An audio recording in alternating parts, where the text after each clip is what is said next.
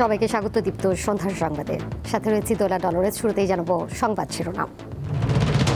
গত 24 ঘন্টায় হাম ও উপসর্গ নিয়ে আরও 5 শিশুর মৃত্যু, হাসপাতালে ভর্তি 847 শিশু। ইরানের সঙ্গে দ্বিতীয় দফার শান্তি আলোচনা কাল শুক্রবার শুরু হতে পারে, দাবি ট্রাম্পের।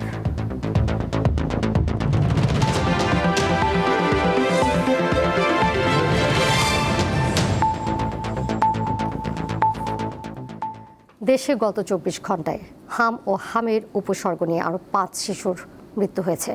এর মধ্যে হাম আক্রান্ত হয়ে 1 শিশু এবং হামের উপসর্গ নিয়ে 4 শিশুর মৃত্যু হয়। এ নিয়ে গত 15 মার্চ থেকে হামে মোট 39 শিশুর মৃত্যু হয়েছে। এছাড়া হামের উপসর্গ নিয়ে মৃত্যু হয়েছে 194 জনের। বৃহস্পতিবার স্বাস্থ্য অধিদপ্তরের প্রতিবেদনে তথ্য জানানো হয়। একই সময় হামে আক্রান্ত হয়েছে 125টি শিশু আর হাসপাতালে ভর্তি হয়েছে 847 জন। গত 15 মার্চ থেকে এখন পর্যন্ত হামের উপসর্গ দেখা গেছে মোট 28,334টি শিশুর মধ্যে। এর মধ্যে হাসপাতালে ভর্তি হয়েছে 18,845টি শিশু।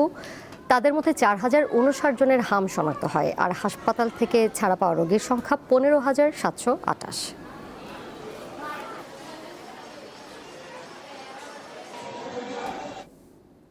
পরের প্রসঙ্গে যাচ্ছে। ঢাকা ও চট্টগ্রাম মহানগরে এবং আন্তজেলা বাস ভাড়া প্রতি কিলোমিটারে 11 পয়সা বাড়ানো হয়েছে। সড়ক, রেল ও নৌ পরিবহন মন্ত্রী শেখ রবিউল আলম জানান, জ্বালানি তেলের দাম বাড়ানোর কারণে সরকার বাসের ভাড়া সমন্বয় করেছে। দুপুরে সচিবালয়ে সড়ক পরিবহন মহাসড়ক বিভাগের সম্মেলন কক্ষে মন্ত্রী এই কথা জানান। নতুন ভাড়া আজ থেকেই কার্যকর বলেও জানান তিনি। ঢাকা ও চট্টগ্রাম মহানগরে বাস ভাড়া 2 টাকা 42 পয়সা থেকে 11 পয়সা বাড়িয়ে 2 টাকা 53 পয়সা করা হয়েছে।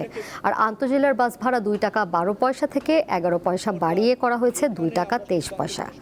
তবে সর্বনিম্ন ভাড়া আগের মতোই 10 টাকা আছে। এই হিসাবে ঢাকা চট্টগ্রাম মহানগরে বাস ভাড়া 4.5% আর আন্তজেলায় 5.1% বেড়েছে।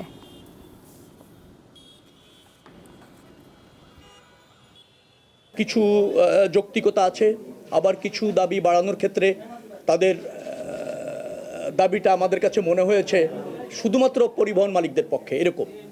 তো জনস্বার্থ বিবেচনা করে আমরা সরকার এখানে আমরা সিদ্ধান্ত নিতে সক্ষম হয়েছি যে পার কিলোমিটার ঢাকা এবং চট্টগ্রাম মহানগরে 11 পয়সা বাড়বে। দেশে জ্বালানি সংকটে সাধারণ মানুষের জীবন এখন দুর্বিষহ। সাথে বেড়েছে সব ধরনের পরিবহন ভাড়া। এর প্রভাব পড়েছে নিত্যপণ্যের দামে। এই অবস্থায় ভারসাম্যহীন আয় ও ব্যয়ের চাপে নিম্ন ও মধ্যবিত্তরা। রাজধানীর রাজারবাগ ফিলিং স্টেশনের এই দীর্ঘ লাইনই বলে দিচ্ছে পরিস্থিতির ভয়াবহতা। জ্বালানির জন্য এই সংকট শেষ হবার নয়, এটি এখন ঢাকার প্রতিদিনের নিয়মিত চিত্র। দীর্ঘ 11 ঘন্টা অপেক্ষার পর ফিলিং স্টেশনে পৌঁছেছে তেলবাহী এই গাড়ি। চাহিদার তুলনায় সরবরাহ কম থাকায় তেল বিক্রিও সীমিত পরিসরে চলছে। বৈশ্বিক জ্বালানি সংকটের আঁচ লেগেছে এখন সাধারণ মানুষের জীবনে। যখন ডিউটি থেকে আসি তখনও ছেলে ঘুমায়, আবার যখন ডিউটি থেকে বাসায় যাই তখনও ছেলে ঘুমায়। এর ছাড়া মনে করেন যে দৈনন্দিন যে বাজারে যে যাওয়া আসাটা সেটাও আমাদের হচ্ছে না। আমি আসছি 6টার দিকে, সকাল 6টায় আসছে, এখন বাজে মাত্র 11টায়। আজকে ভোর 4টার সময় আসছি। গত কয়েকদিন আগে আমি আসছি রাত্রে 10টায় আর দিনের 11টায় গেছি। ফিলিং স্টেশন কর্তৃপক্ষ বলছে পর্যাপ্ত বরাদ্দ না থাকায় অসহায় তারা। ডিজেল নিতাম 9,000, এমনও হতে পারতো আমি প্রতিদিন 9,000 পেট্রোলও পেতাম। সেইখানে আমার বরাদ্দ এখন দেয় 4,500। 11:30 থেকে অকটেন 4,500 পাই। সেটা অতি জোর হলে 3টা 4টা, হাইস্ট 5টার সময়, বিকাল 5টার সময় শেষ হয়ে যায়। সংকট মোকাবেলায় নানা উদ্যোগের কথা বলা হলেও বাস্তবে স্বস্তি কবে ফিরবে সেই অপেক্ষায় পুরো দেশ। সঞ্জিতা প্লাবনী, দীপ্ত সংবাদ, ঢাকা। এদিকে দেশের বিভিন্ন জেলায় প্রচণ্ড গরমের সাথে পাল্লা দিয়ে বাড়ছে লোডশেডিং। চরম ভোগান্তিতে পড়েছে এসএসসি পরীক্ষার্থীরা। বিশেষ করে রাতের বেলায় দীর্ঘ সময় বিদ্যুৎ না থাকায় তাদের প্রস্তুতিতে বিঘ্ন ঘটছে।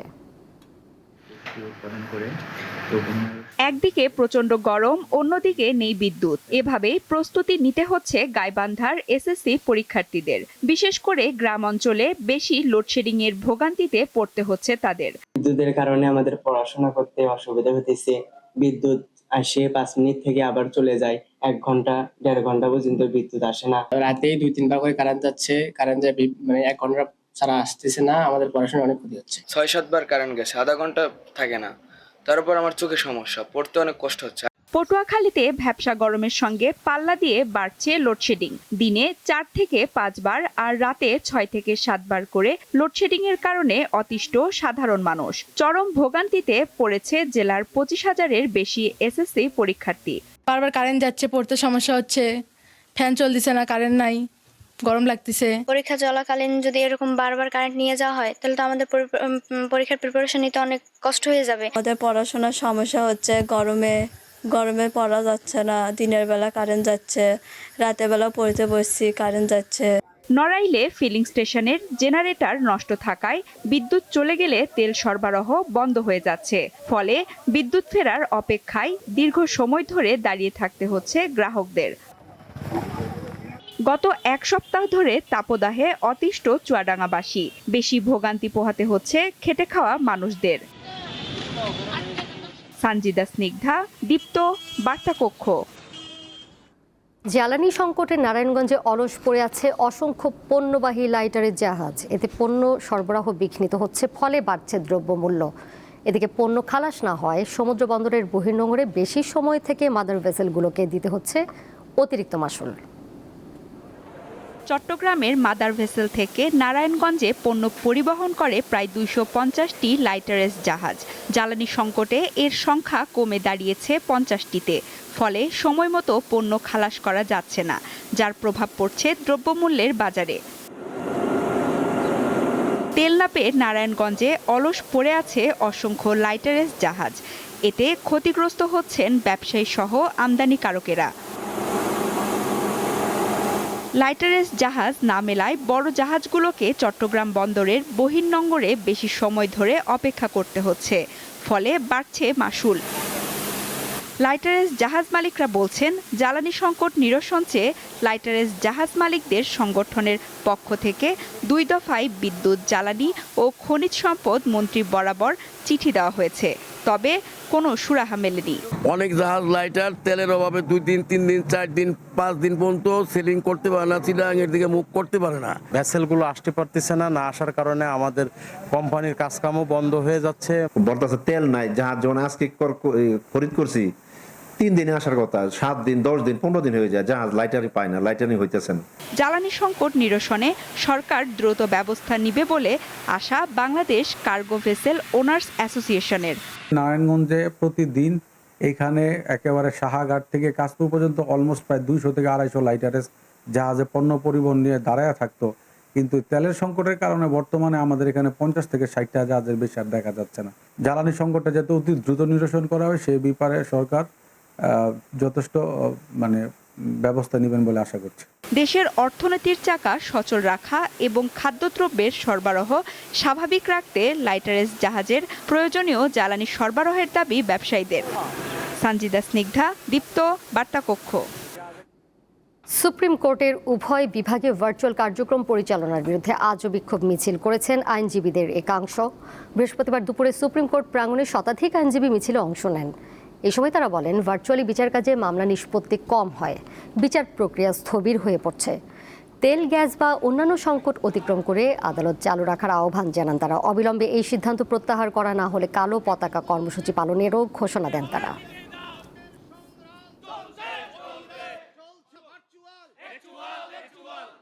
একটা দেশের বিচার বিভাগ হচ্ছে তার আইনের শাসন, মানবাধিকার, নাগরিকদের মৌলিক অধিকার রক্ষার জায়গা। সুতরাং এটা তেল, গ্যাস বা অন্যান্য সংকটকে অতিক্রম করেও এটাকে চালু রাখতে হবে। যদি আগামী সপ্তাহের মধ্যে নিয়মিত কোর্ট চালু না হয়, সেই ক্ষেত্রে আমরা আগামী 28 তারিখ মঙ্গলবার বেলা 1টার সময় কালো পতাকা সহ অবস্থান কর্মসূচি পালন করব। দিনাজপুরের বড়পুকুরিয়া তাপবিদ্যুৎ কেন্দ্রের বিদ্যুৎ উৎপাদন সম্পূর্ণভাবে বন্ধ হয়ে গেছে। 525 মেগাওয়াট ক্ষমতা সম্পন্ন এই পাওয়ার প্ল্যান্টের চালু থাকা সবশেষ ইউনিটটিরও উৎপাদন বন্ধ হয়ে যাওয়ায় জাতীয় গ্রিডে বিদ্যুৎ সরবরাহ ব্যাহত হয়েছে। বিদ্যুৎ কেন্দ্র কর্তৃপক্ষ জানায়, বুধবার রাত আনুমানিক 10টার দিকে কেন্দ্রটির প্রথম ইউনিটে থাকা 4টি কোল মিলের মধ্যে 2টি হঠাৎ ভেঙে যায়। এতে চালু থাকা একমাত্র ইউনিটও বন্ধ হয়ে পড়ে। এর আগে কেন্দ্রটির বাকি দুটি ইউনিট বন্ধ থাকায় সর্বশেষ চালু ইউনিটটি বন্ধ হয়ে যাওয়ার মধ্য দিয়ে পুরো কেন্দ্রের বিদ্যুৎ উৎপাদন বন্ধ হয়ে যায়। বৃহস্পতিবার বিকেলে বিষয়টি নিশ্চিত করে বড়পুকুরিয়া তাপবিদ্যুৎ কেন্দ্রের প্রধান প্রকৌশলী আবু বকর সিদ্দিক। তিনি জানান, প্রথম ইউনিটের কোল মিল বিকল হয়ে যাওয়ায় বিদ্যুৎ উৎপাদন বন্ধ করতে বাধ্য হন কর্তৃপক্ষ। কয়লার সঙ্গে পাথর মিশ্রিত থাকার কারণে কোল মিল ক্ষতিগ্রস্ত হতে পারে। বর্তমানে ইউনিটটি সচল করতে জরুরি মেরামত কাজ চলছে বলেও জানিয়েছেন তিনি। আগামী 2 থেকে 3 দিনের মধ্যে উৎপাদন পুনরায় চালু করা সম্ভব বলে আশা প্রকাশ করেন তিনি।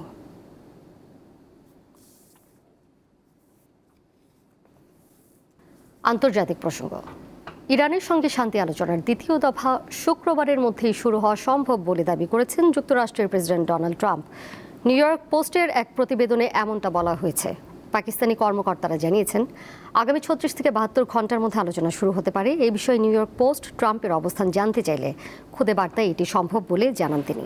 তবে মার্কিন নৌ অবরোধ প্রত্যাহার হলে এবং সব ফ্রন্টে ইসরায়েলি কর্মকাণ্ড বন্ধ হলেই একটি পূর্ণাঙ্গ যুদ্ধবিরতি হতে পারে বলে জানিয়েছে ইরান। এমন পরিস্থিতিতে হরমুজ প্রণালী থেকে 2টি জাহাজ জব্দ করে ইরানের উপকূলে নিয়ে গেছে IRGC। এদিকে লেবাননের দক্ষিণাঞ্চলে নতুন করে ইসরায়েলি বিমান হামলায় এক নারী সাংবাদিক সহ অন্তত 5 জন নিহত হয়েছেন। এই ঘটনায় দেশটিতে চলমান যুদ্ধবিরতি নতুন করে হুমকির মুখে পড়েছে।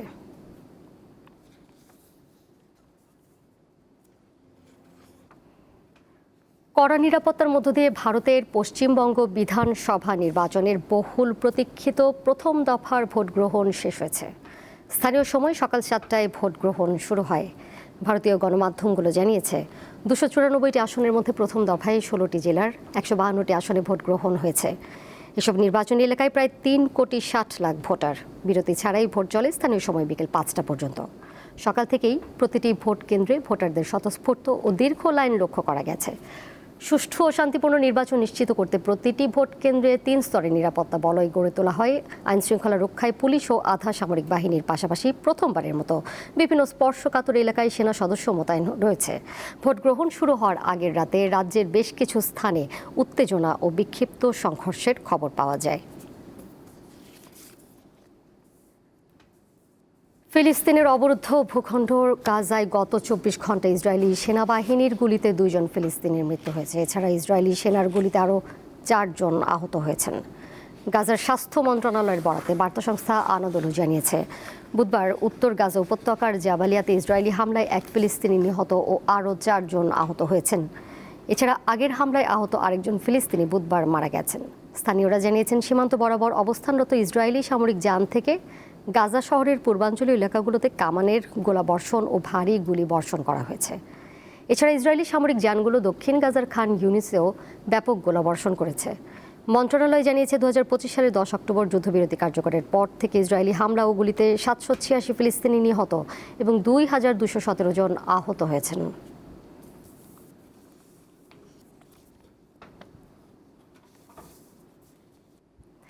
শেষ করব সন্ধ্যার সংবাদ যাবার আগে শিরোনামগুলো জানিয়ে দেবো আরও একবার।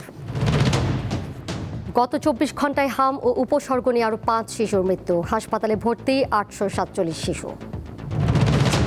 ইরানের সঙ্গে দ্বিতীয় দফার শান্তি আলোচনা কাল শুক্রবার শুরু হতে পারে, দাবি ট্রাম্পের। সিরিজের শেষ ওয়ানডেতে নিউজিল্যান্ডের সামনে 266 রান, ভালো অবস্থানে বাংলাদেশ।